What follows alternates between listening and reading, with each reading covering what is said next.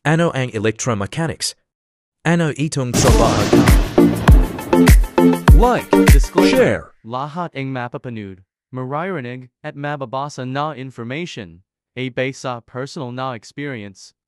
Magandang araw ulit sa inyo guys, no? So, sa mga nag-subscribe sa akin, nag-likes and share, maraming salamat. Bali, pag-usapan natin sa video ito is i-explain ko sa inyo kung ano ba ang aking trabaho dito. Kasi may mga nalilito sa mga nag-personal message sa akin kung ano ba yung trabaho ko. Kasi nalilito sila dahil akala nila is kapareha sila ng trabaho kung ano meron ako dito ngayon. Bali, iba po kasi yung sinasabi kong electromechanics guys doon sa mga mechanics. Kasi marami pong nalilito sa mechanics. May mga automotive mechanics po kasi. So, magkaiba po yun. Bali, ang electromechanics is sa industrial machinery siya. So usually ang mga electromechanics ang mga gumagawa ng installation, maintenance and repair, commissioning and testing, mga ganyan po, pati mga pagpo-program at paggawa ng mga conventional control circuit nito. Babigyan ko yan ng halimbawa. Bale, yung mga process sa isang linya sa kumpanya, di ba, mga automatic na yan. Bale, yung machine na yan is hindi pa gumagalaw yan. Pero pag pinasukan na yan ng mga electrical circuit and control circuit, usual lang gumagawa niyan is mga electromechanics at mga automation programmer. Kaya yan, mga makina na yan is gumagalaw na. Bale, kung halimbawa ang sasabihin ng may-ari is gusto ko ng ganitong makina, halimbawa is paglabas ng item is nakabalot na, parang ganun. Bale, mula sa pagkain, mula sa pagluluto hanggang sa pagbabalot is hindi na hinahawakan ng tao kasi bale, makina na ang gumagawa lahat nun. Kumbaga robotics na. Yun po ang trabaho ng isang electromechanics. Pero malawak po ang isang electromechanics. May kanya-kanya yung mga level dito sa Canada. Kasi may naka-divided yan. May automation, preventive maintenance, may mga sa mga project, may mga sa commissioning and testing, mga kung ano-ano pa. Pero lahat yan guys is electromechanics pa rin yung mga yan. Kasi iba yung mechanics lang. Ang mechanics kasi pwede siyang sabihing auto mechanics, automotive. So mekaniko, yun yung ano lang nun, pinaka naiintindihan ng mga karamihan. Pag sinabi mechanics is mechanical or sa more on engine lang, mga pagre-repair ng mga sasakyan. Hindi po ganun ang electromechanics. Pero ganun pa man, marami din po dito sa Canada ang trabaho ganun, mga automotive mechanics. Hindi man po dito lahat, halos din yan.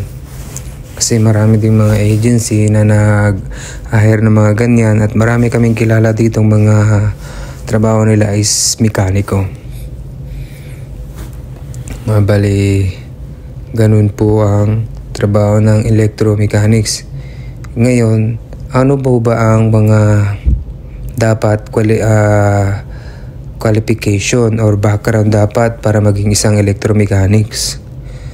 Bale, usually po kasi ang mga electromechanics dito sa amin is mga engineering graduate.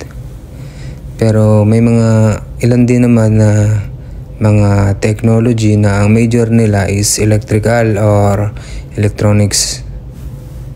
Tapos may mga ilang mechanical din naman, pero mas karamihan talaga dito is may electrical knowledge.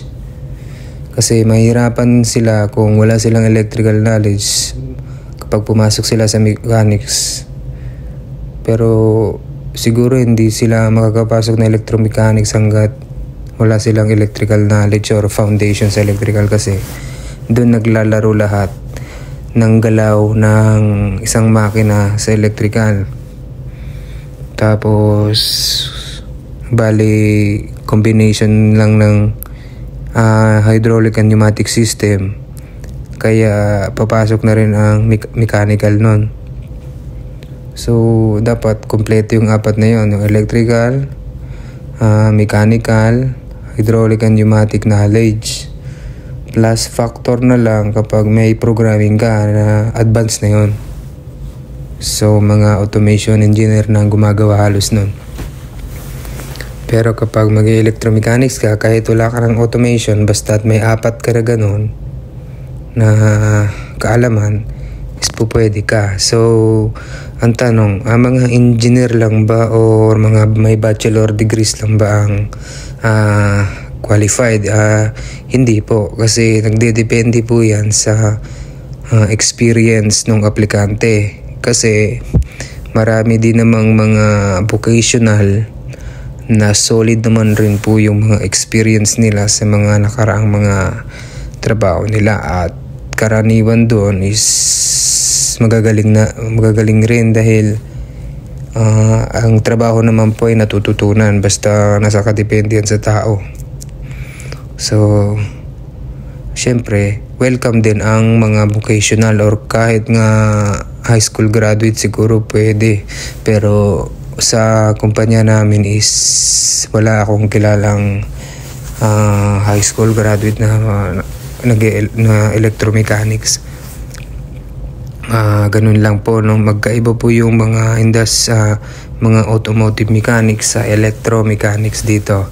So ang electromechanics po is similar siya ng industrial mechanics din. Bali iba lang ang terminology, pero parehas lang po yun ng job description.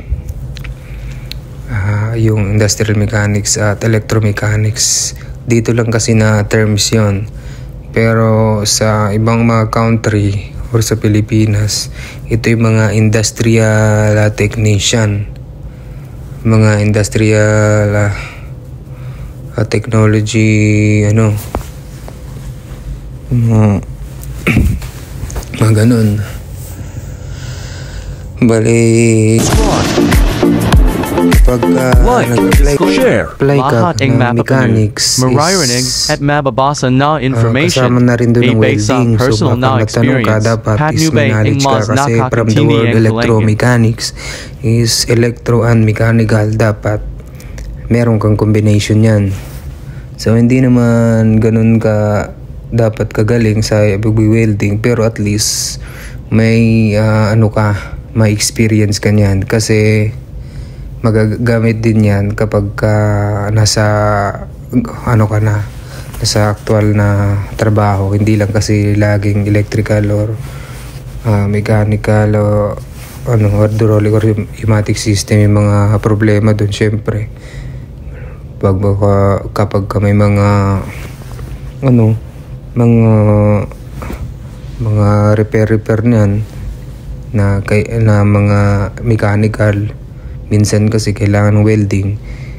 Katulad ng kumpanya namin, hindi sila nag-hire ng welders, kaya electromechanics ang kinukuha nila madalas, dahil ang electromechanics is combination na yun, kompleto. Kumbaga na yun, lahat ng qualification ng pag-maintenance is dapat meron ka na.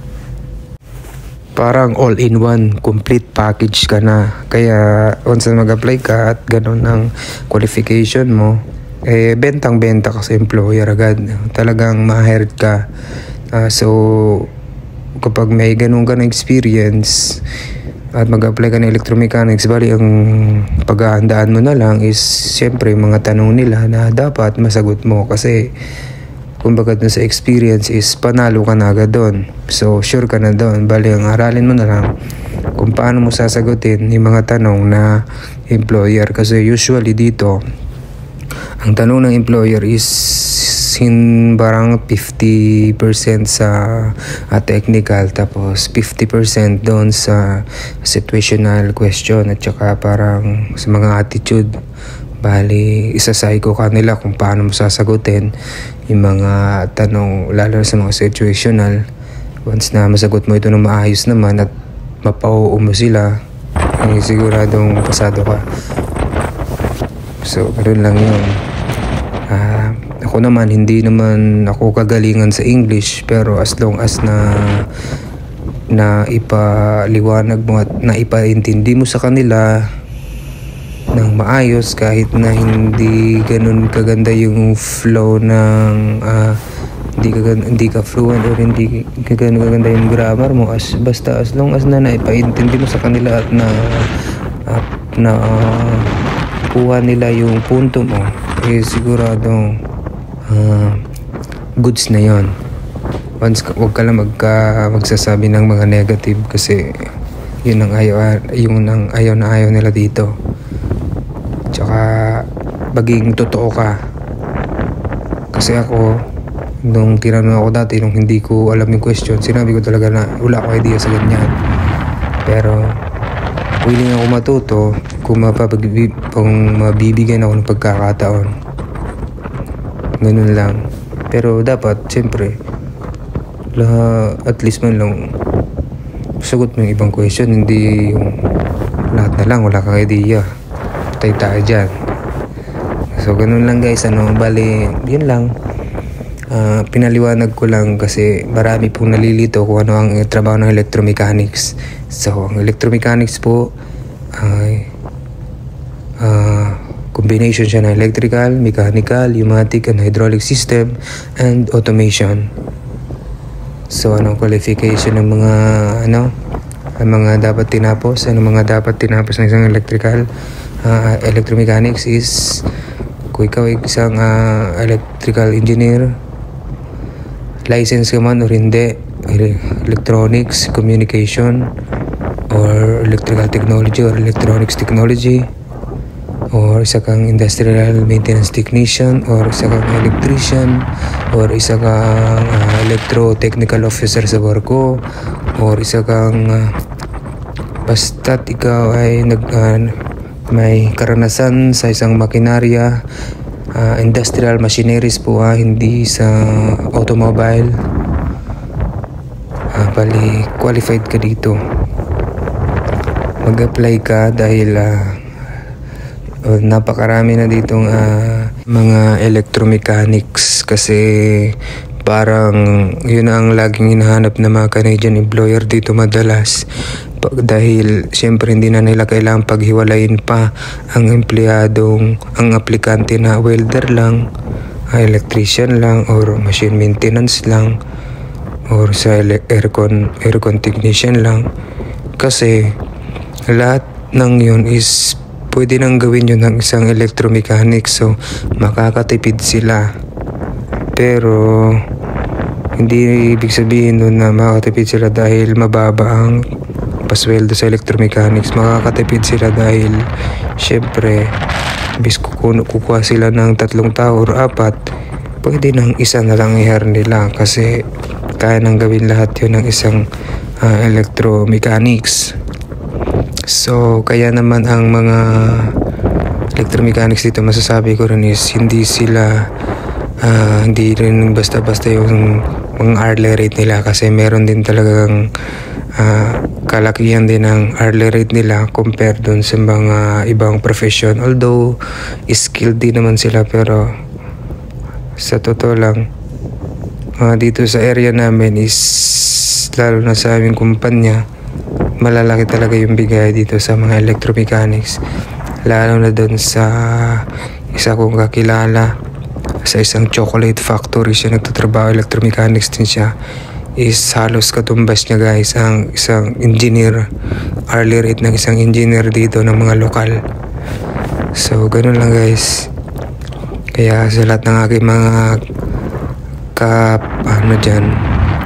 mga ka-electrical practitioners natin dyan, or kahit na mga mechanical, basta't may mga knowledge na sa electrical at hydraulic at pneumatic systems, is mag-apply na kayo guys kung gusto nyo talaga makarating dito.